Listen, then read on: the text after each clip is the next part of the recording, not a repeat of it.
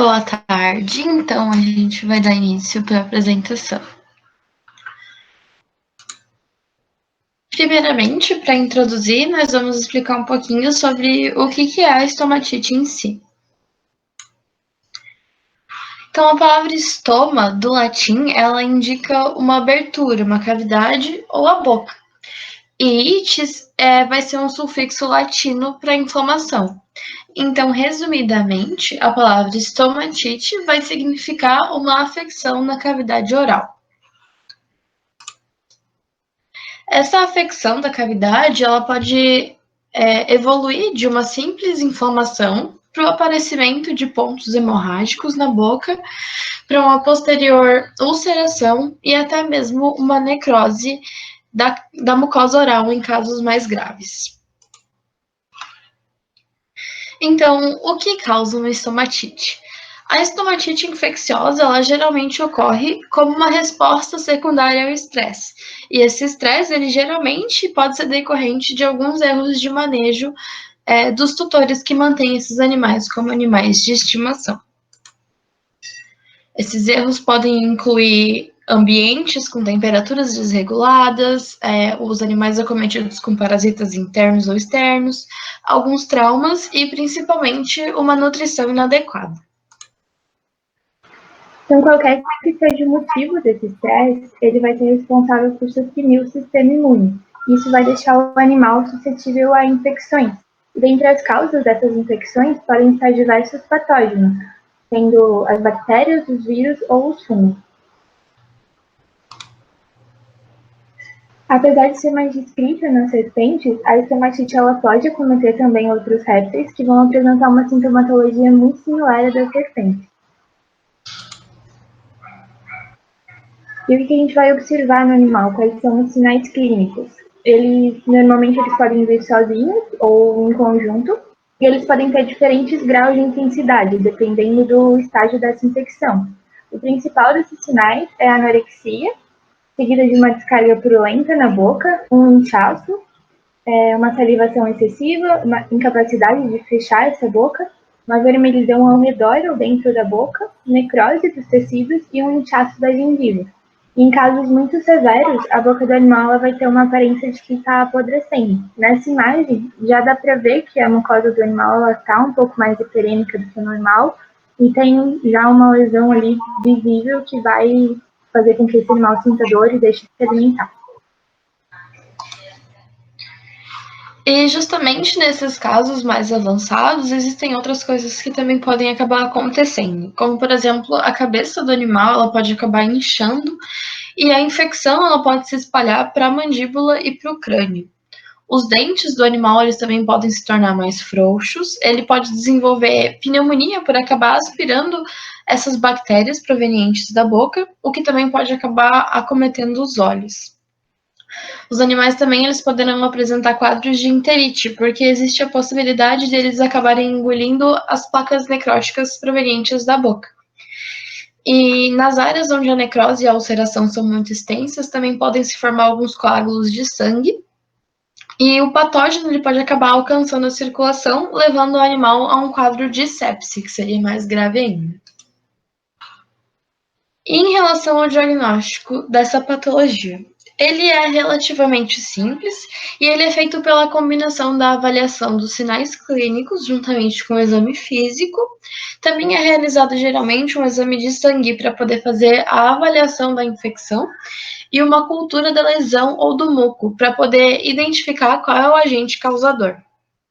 E o histórico do animal também vai ser muito importante e pode indicar o diagnóstico enquanto os sintomas ainda não são muito específicos. Então, o veterinário ele vai procurar no histórico saber se existe algum erro de manejo que está acontecendo.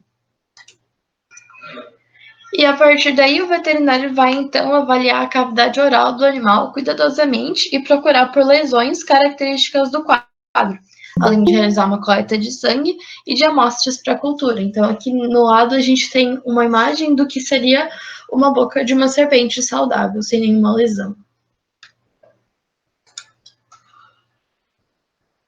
Para fazer o tratamento dessa estomatite, é importante lembrar que ela é secundária a alguma outra infecção. Então, a causa primária ela deve ser sempre identificada e tratado em conjunto com as lesões da já estomatite, né?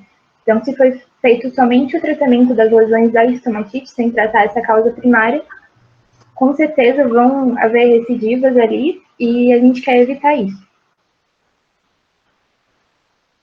Então, nos casos que essa estomatite ela é diagnosticada no início, que as lesões ainda elas são um pouquinho mais simples, ajustar algumas falhas no manejo ou na nutrição pode ser bastante benéfico para a resolução desse quadro.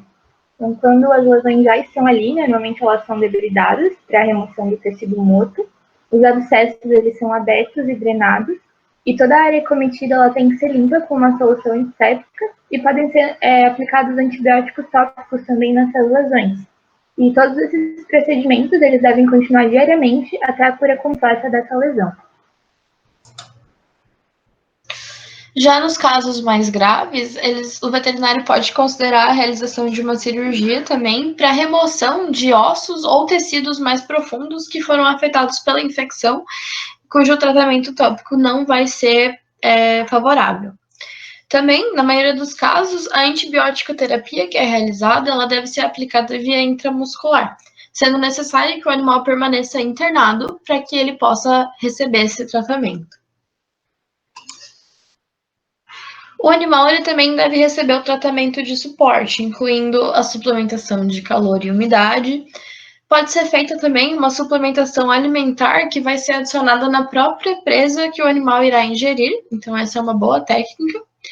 E, se for necessário, a alimentação forçada por sonda pode ser considerada em casos onde o animal ele não se alimenta de maneira espontânea. Bom, e como prevenir estomatite, então? Assim como a maioria dos animais exóticos, os répteis eles não costumam demonstrar a sintomatologia de um quadro no início da infecção. E por isso essa enfermidade geralmente é diagnosticada quando já é necessário um tratamento mais agressivo. E, além disso, o acometimento da estomatite está fortemente ligada com questões de manejo e ambiente. Por isso, é sempre importante que o tutor tenha consciência das dificuldades e de todos os desafios que é manter uma serpente em cativeiro antes de adquirir o animal. E uma vez que o tutor ele já é responsável por uma serpente, né, de estimação, é muito importante que ele realize visitas frequentes ao veterinário. E isso pode ser uma saída para um diagnóstico precoce e um tratamento facilitado. Então, nós escolhemos 2 relatos de caso para trazer um pouquinho mais sobre o diagnóstico e o tratamento desses casos. O primeiro relato ele é intitulado Avaliação do uso de amikacina para o tratamento de estomatite causada por proteus em jiboia. Então, a jiboia, com o nome científico de boa constrictor, ela pertence à família Boidae, que é uma das famílias mais comuns das serpentes mantidas em cativeiro. E a bactéria Proteus é um achado frequente na microbiota das serpentes com lesões orais e também vem sendo citada em outros relatos e também isolados da mucosa oral e também da cloaca de diversas espécies de serpentes. Os antibióticos, como os aminoglicosídeos, com exemplo da amicacina ou da gentamicina, eles são comumente selecionados para o tratamento das estomatites, porque muitas das vezes, né, esses isolados eles são gram-negativos, que é onde essa classe de antibióticos vai atuar. Só que esses aminoglicosídeos, eles têm potencial nefrotóxico. Então, para utilizar, é preciso realizar a manutenção da hidratação e podem ser utilizadas vitaminas do complexo B nesse tratamento para auxiliar esse tratamento mesmo. Então, o objetivo desse trabalho ele foi apresentar uma análise da eficiência terapêutica do uso da amikacina para o tratamento da estomatite infecciosa em um exemplar de jiboia. A serpente desse relato era uma jiboia fêmea de aproximadamente 5 anos, pesando 10,8 kg.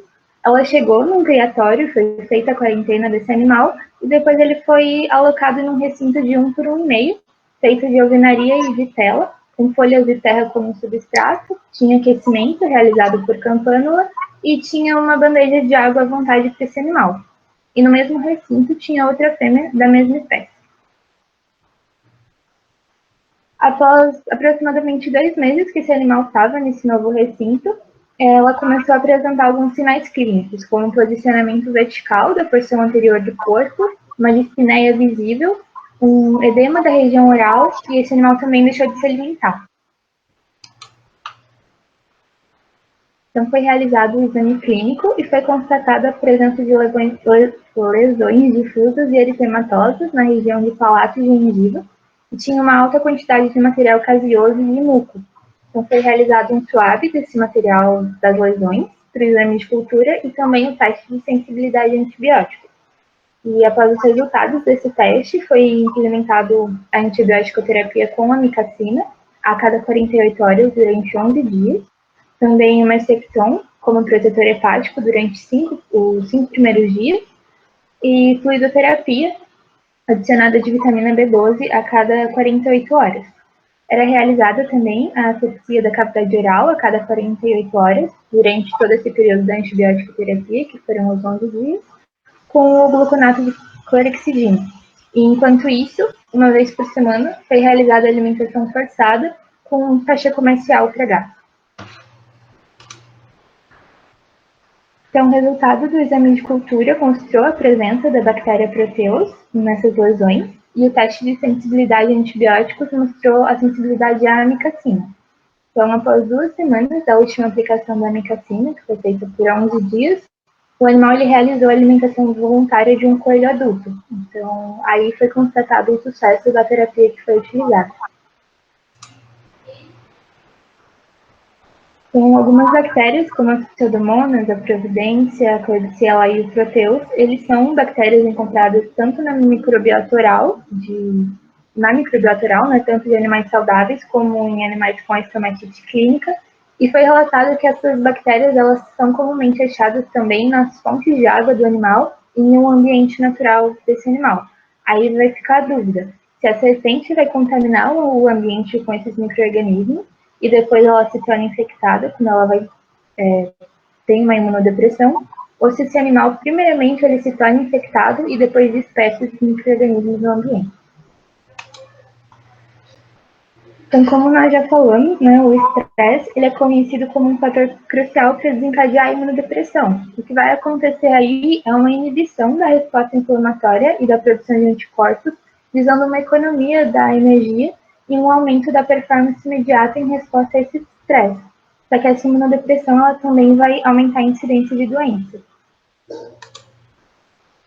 Então, o fato desse animal ter sido transferido para um recinto com outro animal, ele pode estar relacionado a uma queda de imunidade, e pode ter levado a essa colonização pelo Proteus. E baseado no teste de sensibilidade aos antibióticos, escolheu o tratamento com amicacina. E lembrando que esses aminoglicosídeos, eles são considerados antibióticos de escolha contra as infecções das bactérias gram-negativas, incluindo os Proteus. Então, deve-se levar em consideração, né, a função renal e a hidratação antes de administrar e também durante o tratamento. Então, nesse caso, a amicacina ela foi eficiente, né, nesse caso de estomatite infecciosa. É importante lembrar que teve o teste de sensibilidade a antibióticos e que foi realizada a terapia de suporte, né, adequada para esse animal, que é bem importante para a eficiência do tratamento. Então, nós trouxemos outro relato e ele é um pouquinho mais curto, um pouquinho menos detalhado, e o objetivo dele é conseguir ilustrar como o tratamento correto pode ser eficaz. Esse relato, então, se chama Estomatite infecciosa em uma Python molorus e o seu manejo terapêutico. Então, o animal era uma Python indiana e ela foi encaminhada para a clínica com a queixa principal de uma descarga mucopurulenta na boca, além de uma salivação excessiva e anorexia nas 2 últimas semanas. Na avaliação clínica, foi possível perceber que o animal fazia a exposição da língua com uma menor frequência, o que pode ser considerado um dos sinais clínicos. E ao realizar o exame da cavidade oral, foi possível perceber a presença de lesões caseosas amareladas e diferentes estágios de tecido necrótico da boca do animal. Então, na foto a gente consegue ver que tem uma descarga bem amarelada aqui na luva de uma das pessoas. E quando a gente compara essa imagem com a imagem de uma boca saudável que foi mostrada anteriormente, a gente consegue ver que a gente tem bastante lesão. Então, nesse caso, apenas com base no histórico e nos achados clínicos, o diagnóstico presuntivo já foi dado de estomatite infecciosa. Então, para o tratamento imediato, antes de realizar nenhum exame, foi iniciado a limpeza da cavidade oral com a utilização de um antisséptico 2 vezes ao dia, associada com a administração do antibiótico enrofloxacina, que era administrado a 10 mg por quilo via intramuscular. Então, após isso, foram coletados alguns suaves das áreas necróticas e das outras partes da cavidade oral, com o objetivo que eles fossem submetidos para um teste de isolamento microbiológico para descobrir qual o agente causador e o antibiograma para descobrir qual seria o melhor fármaco para o tratamento desse caso. Então, no isolamento microbiológico, houve o crescimento de bacilos gram-negativos que produziam essas colônias rosas no meio de cultivo. E então o isolado ele confirmou a presença de salmonela como o agente responsável por esse caso de estomatite. Já o antibiograma realizado, ele apresentou a sensibilidade para a enrofloxacina, que era o fármaco que já havia sido escolhido para o tratamento. Dessa forma, o mesmo tratamento foi mantido por mais 2 semanas.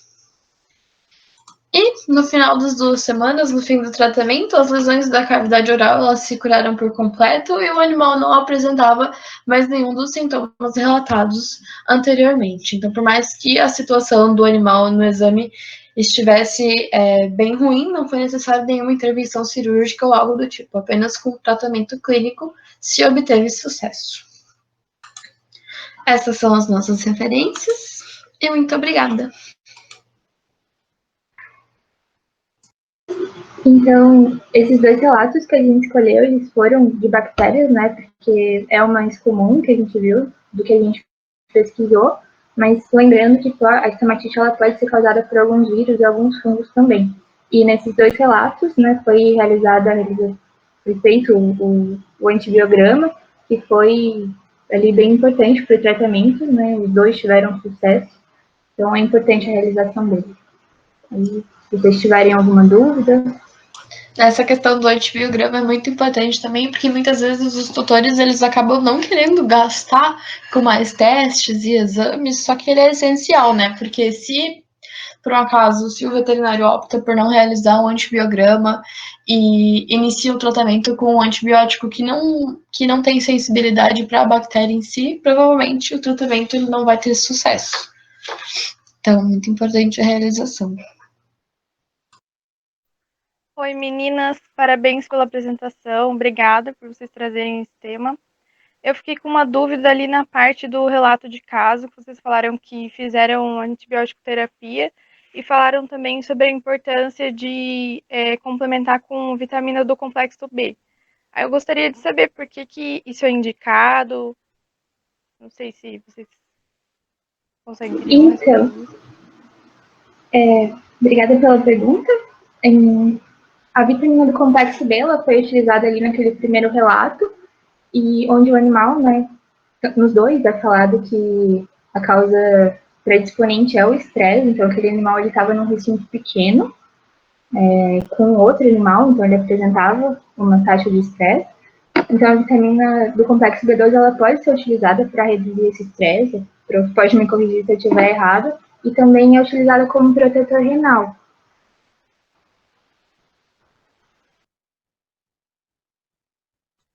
Oi, gente, desculpa o atraso, eu tô com um problema sério de internet aqui na minha casa, tá? A gente teve, para quem não sabe, um problema de energia elétrica de 18 horas na quarta-feira aqui em São Francisco do Sul e as coisas ainda não se restabeleceram muito bem, tá? Mas eu tô aqui, se vocês tiverem alguma dúvida que eu possa ajudar.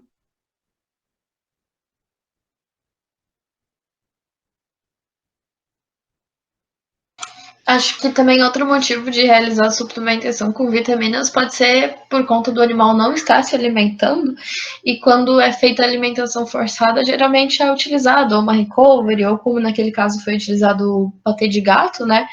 Que muito provavelmente não vai ser o ideal para a alimentação desses animais. Então, talvez a suplementação seja importante nesses casos também.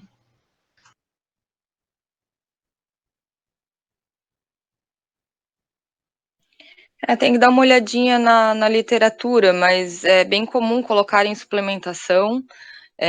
Às vezes colocam o que tem disponível, o que sabe que funciona, né?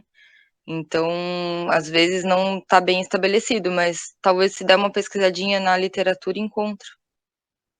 Então, nesse caso, até pelas referências que eles utilizaram, eu acredito que foi mesmo como tentar, né, como um protetor renal, por conta de ser utilizado o aminoglicosídeo, que é nefrotóxico, porque esse animal, apesar de não estar se alimentando, estava dentro do peso considerado ideal ali para a espécie. Mas como não estava se alimentando também, é importante essa suplementação.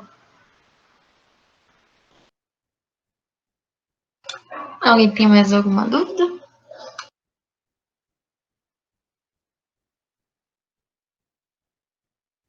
Eu acho que eu vou aproveitar o ensejo para desejar umas boas férias para todos, né? Nós da direção, né, da presidência da direção do GES, vamos trabalhar agora no relatório que a gente precisa entregar para que vocês possam ser certificados. Oi, Elô. Desculpa te interromper, mas a gente tem a nossa última reunião na semana que vem ainda, no dia 19. Sério mesmo? Nossa, eu jurava que a gente não tinha semana que vem ainda. Tem a última na semana que vem. Qual que é o tema? Vai ser sobre as doenças osteometabólicas que não puderam ser apresentadas acho que era no mês passado. Aí, Então é por isso, eu estava com a agenda da anterior na cabeça. No dia 19 estava só como encerramento, mas a gente acredito que vai sobrar um tempinho, dá para utilizar também, se quiser fazer alguma discussão dos temas do próximo semestre, ou alguma coisa assim, que é para fechar interessante. Legal. De qualquer jeito, a gente vai ter que começar a trabalhar nos relatórios agora, né, nesse período, e que tem isso, né, um projeto de ensino, tem que apresentar relatório, e para a gente poder pensar já, então, na semana que vem, junto com a apresentação, nos temas, já que daí a gente pode pensar na escrita do projeto do próximo semestre.